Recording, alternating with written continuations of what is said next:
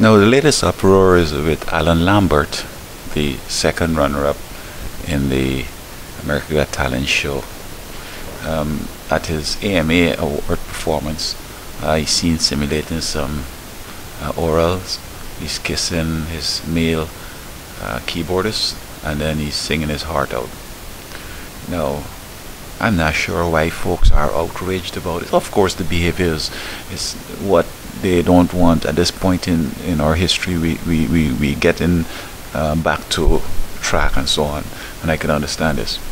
But he was just chosen because he was outrageous and he probably could hold a note a little.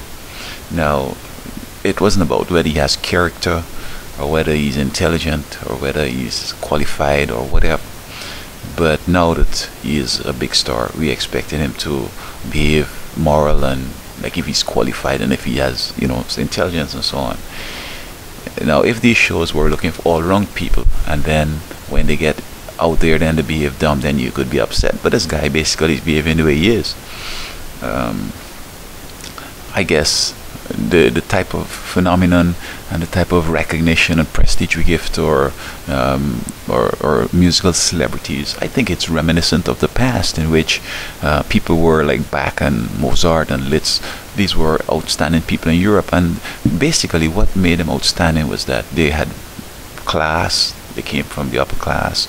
They came from a family with tradition and values and so on, and they wrote the lyrics most of the times, and they developed the music itself. They wrote the lyrics and the music, so that today when somebody arranges the music, somebody else writes the lyrics, and all they're just kind of like a PR person, a front person to sing, and some of them even do lip singing, then I don't understand why we should be upset with how he's behaving. However, I appreciate this because I guess since the President Obama and his family moved into the White House, and we see how a rebirth of the Renaissance, American Renaissance, and we're going back to values and so forth. This is exciting. Some other presidents were talking about family values, but here I see with this new president, and I guess people feeling that vulnerable for the way the economy is and other things are, they're realizing that, hey, we got to stop the things that we were doing in the past and go back to paths that were well beaten and well established and well served us well.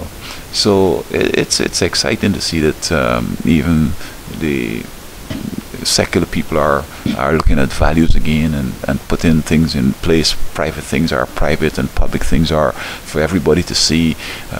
Children, a nun, a priest, religious people, everybody should be able to sit down and feel comfortable watching it.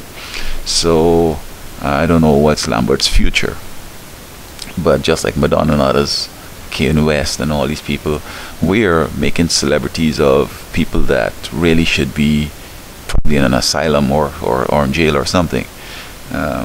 We have now Governor Sarah Palin's son-in-law. He's now another celebrity, and all his claim to fame is that he's had a sex with some underage girl or something like that, had a child born out of wedlock, and because her mother's the governor or whatever, he's now a big celebrity. He's talking about the business. He's a celebrity now. He's having photo ops and okay. So when folks behave dumb, we shouldn't be rebelling. And then another thing too, when we look at the education, we're saying that the kids and studying, but what's the correlation between being a good student and getting anywhere? There are music students out there who have doctorate in music, but they're not known, they're hardly recognized. So some way, somehow, we have to show that education is the pathway to success. And when we do that, and not only the educated but the well-rounded, the person must be intelligent, they must have physical skills, they must have moral values, they must have ability to speak properly, there must be a role model material and so forth. And I think this is good. I hope that either Lambert reform or it just goes away. And this is a warning to all the other weirdos out there: start operating normal. We've reached the bottom already. I mean, you can't reinvent the wheel, okay? We just come back, we wear a suit, we speak properly, we conduct ourselves like if we kind of got some sense. This is a superpower country, and we need people to operate like they're superpower. And so Lambert's performance raises several questions. Now, the person who was simulating the oral sex, and the lady that is dressed in her sexy outfit and being dragged around, and the kissing of his musician, is it showing that he's a type of employer who would abuse his employees?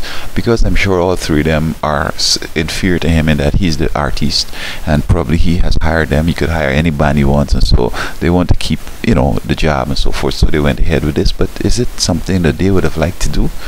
Especially in a public way like that, even if they might be, in that sort of type of thing. I'm not sure if they'd want to do it in public, but probably they were forced into it because of him being the boss.